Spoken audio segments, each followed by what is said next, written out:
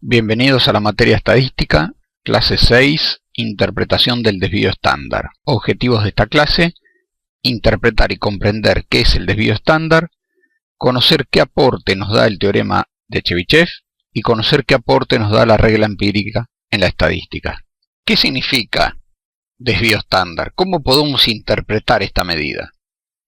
Es cierto, es una medida de la dispersión que hay de los datos, cómo están distribuidos uno de otro, y esta medida sirve para comparar la variabilidad de un conjunto de datos con respecto a otro. ¿Cómo podemos relacionar la desviación estándar con los datos? Vamos a utilizar dos reglas, una denominada regla empírica y la otra la que podemos extraer a partir del teorema de Chebyshev. Comencemos por el caso de la regla empírica. A este tipo de distribuciones se las denomina normal. ¿Por qué? Porque encontramos la misma cantidad de datos de un lado que del otro respecto a la media aritmética. También porque hay una distribución asimétrica en esa cantidad de datos y en esa distribución. Y porque además se cumplen determinadas condiciones que hacen a la regla empírica. Si una variable está normalmente distribuida, entonces podemos decir que dentro de una desviación estándar de la media, siempre tomándola como el centro de esa distribución, habrá aproximadamente 68% de los datos. Esto es, encontraremos de un lado de la media aritmética 34% y del otro lado 34%, la misma cantidad. Si dentro de dos desviaciones estándar de la media encontramos el 95% de los datos, también se cumple que hay una distribución normalmente uniforme. Esto es, si nosotros nos movemos desde la media aritmética dos veces el desvío estándar para un lado y para otro, vamos a encontrar el 95%. Si comparamos con un desvío estándar, entonces ¿qué nos va a quedar?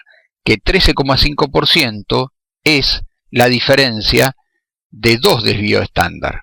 Si dentro de tres desviaciones estándar, desde la media, aproximadamente encontramos el 99,70% de los datos, entonces estamos hablando de una distribución que sigue la regla empírica. La regla empírica entonces se utiliza para determinar si un conjunto de datos está normalmente distribuido y en forma aproximada tiene la cantidad de datos que dijimos recién. Esto es, si nos alejamos de la media un desvío estándar, deberíamos encontrar el 68%. Si nos alejamos dos veces el desvío estándar, vamos a encontrar el 95% de los datos. Y si nos alejamos tres veces el desvío estándar, deberíamos encontrar el 99,7% de los datos. Veamos un ejemplo de cómo se aplica la regla empírica. Si tenemos que los resultados de un experimento son el promedio de esos resultados de los exámenes de estadística y la desviación estándar de los resultados de los exámenes de estadística, comprobemos la distribución de las calificaciones se corresponden a la regla empírica. Para ello debemos tener en cuenta primero las calificaciones de todos los exámenes. En la tabla estamos viendo cada una de las calificaciones que han obtenido los alumnos. Para poder ordenarnos y trabajar con frecuencias, vamos a armar rangos que establecen el punto medio de cada una de las calificaciones. Por ejemplo, aquellos alumnos que han obtenido entre 35 o 45 puntos, sin incluirse, se van a calificar con 40. Aquellas notas que están entre 45 y 55 se van a calificar con 50. Las notas entre 55 y 65 se van a calificar con 60. Las notas entre 65 y 75 se califican con 70. Entre 75 y 85 se califican con 80. Entre 85 y 95 se calificarán con 90 y entre 95 y 100 se calificarán con 100. ¿Para qué sirve todo esto? Para poder armar una tabla de frecuencias como la que estamos viendo, donde se observa que hay dos alumnos que han obtenido una marca de clase de variable igual a 40, dos alumnos que han obtenido notas con 50, 7 alumnos que han obtenido con 60, 13 con 70, 11 con 80, 11 con 90 y 4 con 100. Y a su vez esta tabla de frecuencia también nos permite obtener el resultado de la media aritmética, que da 75,60, y el desvío estándar de 14,90. Una vez que tenemos en la tabla de frecuencia armada, hemos calculado la media aritmética y también el desvío estándar, vamos a tratar de ver si la distribución de todos los datos que obtiene la variable, que son las calificaciones, se comportan según la regla empírica. Entonces empecemos a calcular primero el intervalo de datos que van entre la media y el desvío de un lado y del otro. Para eso calculamos media menos desvío y media más desvío. ¿Esto qué quiere decir?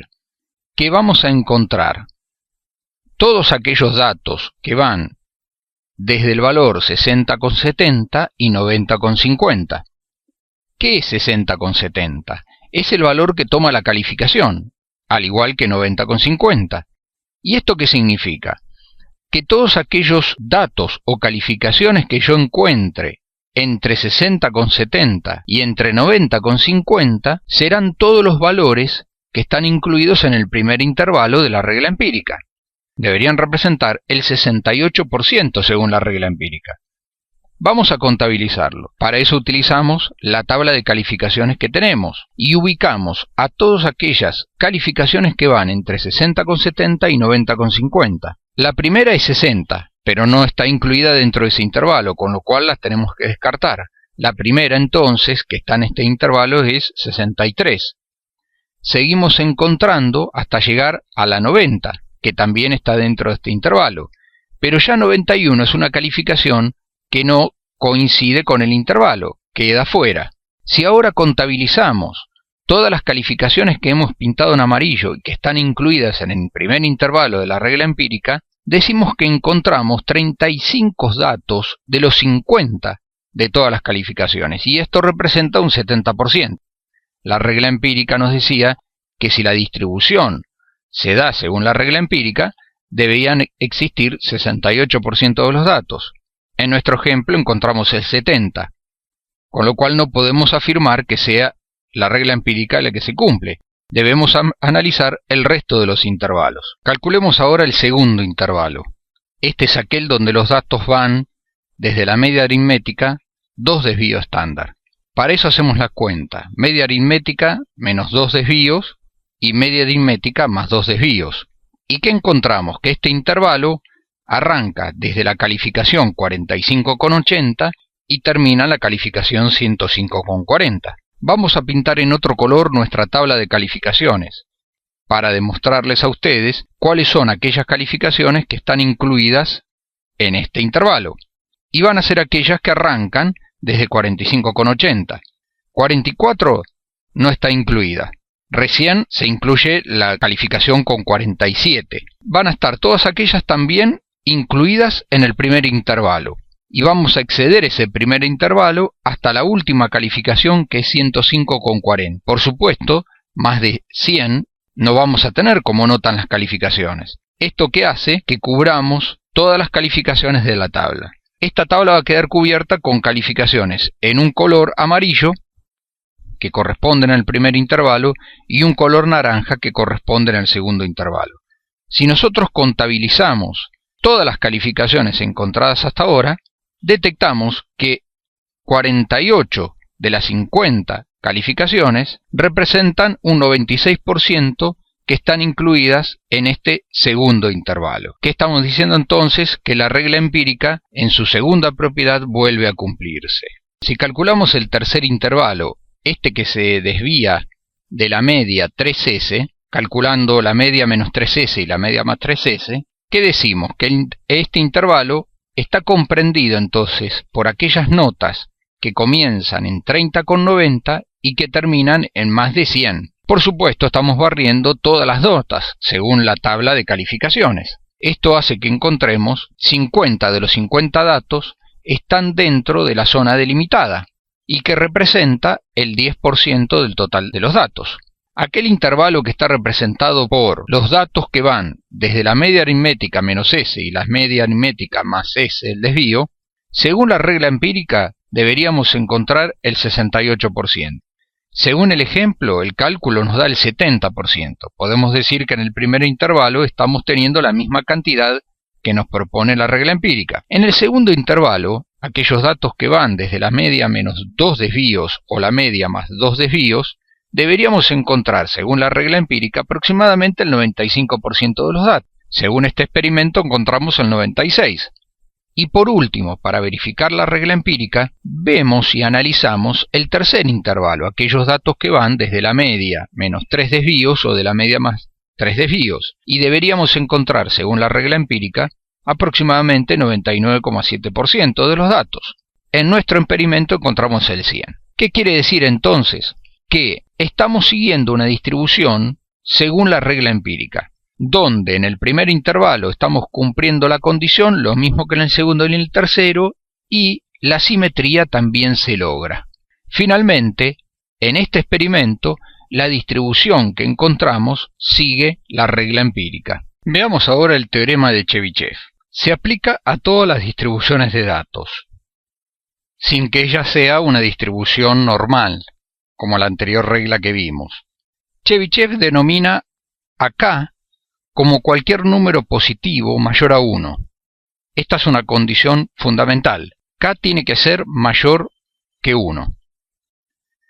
Encontramos que en una porción cualquiera de una distribución, de K desviaciones estándares, medidas desde la media, al menos 1 menos 1 sobre K al cuadrado de los datos de dicha distribución. Si se cumple esta condición de los datos en la distribución, podemos decir que el teorema de Chebyshev también se cumple. Lo interesante del teorema de Chebyshev es que nos está permitiendo calcular la probabilidad de encontrar los datos en una distribución.